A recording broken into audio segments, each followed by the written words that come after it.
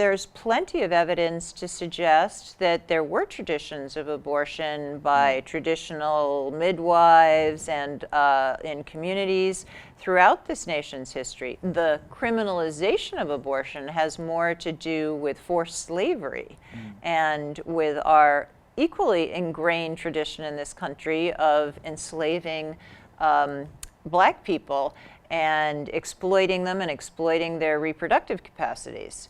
So, there are arguments both ways. Yeah, and to add to that, in terms of the 14th Amendment, a huge chunk of it is about giving bodily autonomy to former enslaved people.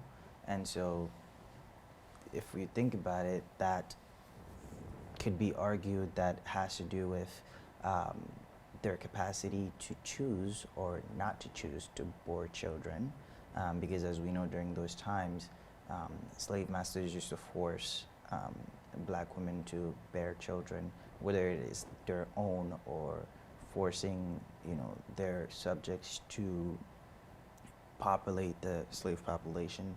And there's even, I was listening to a podcast, I forgot where I heard this, but it was mentioned how Black women during those times used to use the bark from like cotton plants to perform abortions because they didn't want their children to be born under those conditions at the time. So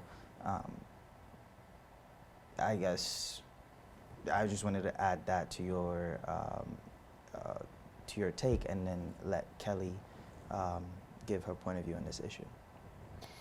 Yeah, just to lift up the clear point you made, this clearly is a racial justice issue, and there's so much about our healthcare system that does not serve people equitably or fairly. I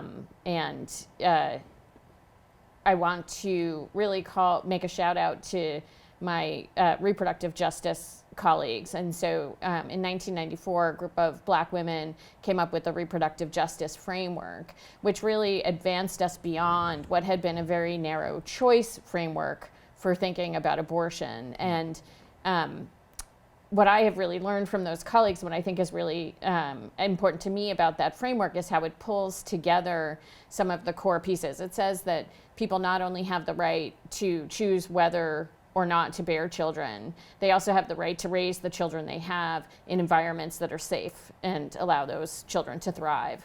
And so just tying back to your question about maternal mortality, these are all decisions that people should be able to make with support and with the ability to have a safe and healthy pregnancy if that's what someone chooses, or access a safe and effective abortion if that's what they choose.